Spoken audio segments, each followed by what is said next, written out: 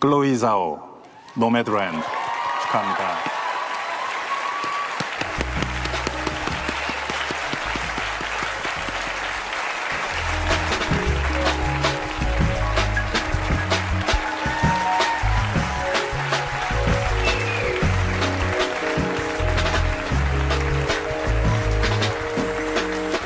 Oh man. Thank you to the Academy. Chloé Zhao, who was born in Beijing and known as the stepdaughter of famous Chinese comic actress Song Dandan, won 2 Oscars during the 93rd Academy Awards, Best Director and Best Picture. Zhao is the first woman of color and second woman ever and the second Asian ever after Ang Lee to win the Oscar for Best Director. However, her historic making success is met with a muted response in China. Neither the People's Daily nor the Global Times, China's official mouthpieces, had produced a single report on her multiple Oscar wins. All recent posts containing her name and Nomadland were mysteriously wiped from Weibo. What happened? How could Beijing give up this opportunity to make its appearance in the international community? Welcome to KSJ-Bridging the Gap. This is Sarah. Before we go on with the episode, please do me a favor to leave me a comment or share the channel with a friend. Very appreciated.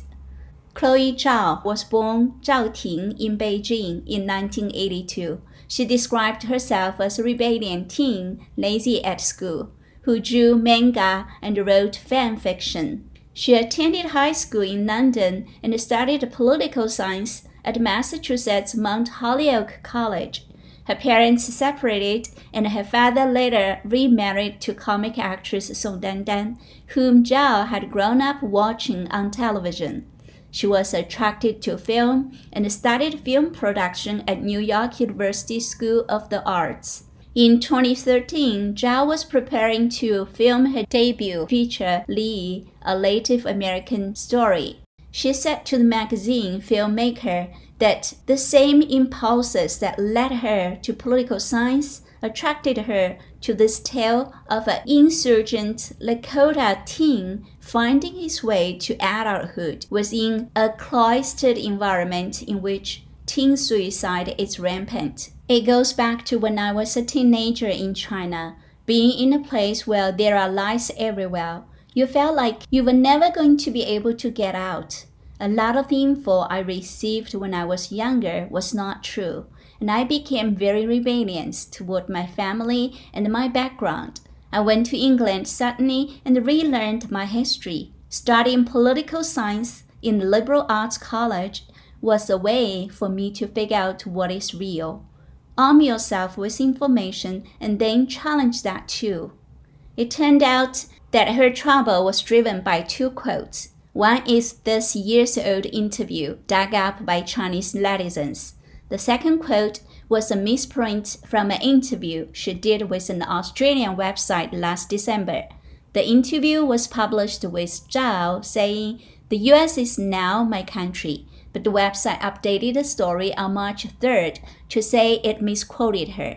What Zhao actually said was, "The US is not my country." Screenshots of the incorrect quote circulated social media. Thus, Zhao became the target of a nationalist backlash for criticizing her country of birth. Internet users in China questioning whether she could be called Chinese, and some saying she had insulted her home country. Chinese cinemas abruptly pulled the film's scheduled release. Even this year's Oscars were not aired on Chinese television or streaming channels. A live stream of the Academy Awards in Shanghai, hosted by Zhao's alumni, ran into the CCP's Great Firewall, with the organizers saying access to his virtual private network VPN service was blocked for nearly 2 hours. China's press, television, and social media are tightly controlled by the Chinese Communist Party, either directly or through self-censorship, and online criticism can frequently result in calls for boycotts of entertainers or name brands. None are immune, not even Tesla. Her Oscar's acceptance speech appeared to reflect the sorrows in her heart. I've been thinking a lot lately of how I keep going when things get hard. And I think it goes back to something I learned when I was a kid. When I was growing up in China, my dad and I used to play this game. We would memorize classic Chinese poems and texts, and we would recite it together and try to finish each other's sentences. And there's one that I remember so dearly. It's called the 3 Character Classics. And the first phrase goes, 人之初，性本善. People at birth are inherently good. And those 6 letters had such a great impact on me when I was a kid. And I still truly believe them today. Even though sometimes it might seem like the opposite is true, but I have always found goodness in the people I met everywhere I went in the world. So this is for anyone who has the faith and the courage to hold on to the goodness in themselves and to hold on to the goodness in each other, no matter how difficult it is to do that. She quoted a line from a classical Chinese poem that translated to, people are fundamentally good at birth. That's true.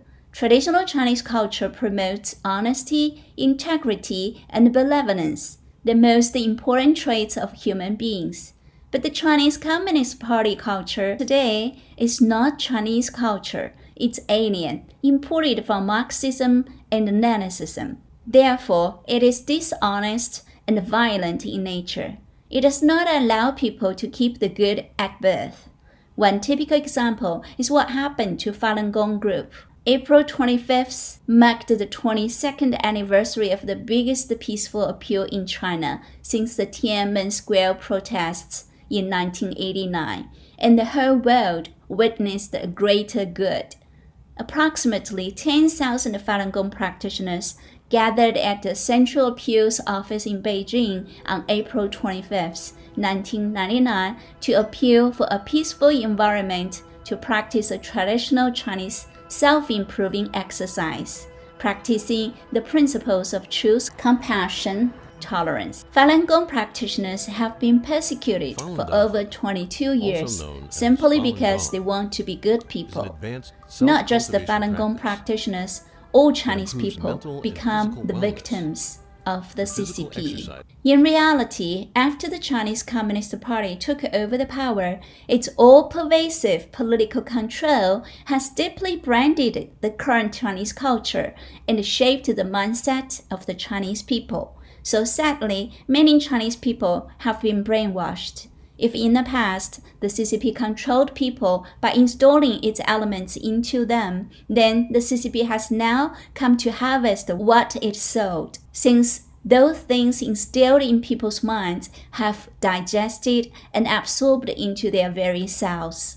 People think according to the CCP's logic and put themselves in the CCP's shoes in judging right and wrong. That explains what those Chinese netizens did to Chloé Zhao. It does take faith and courage to hold on to the goodness in themselves and to hold on to the goodness in each other, especially for a Chinese.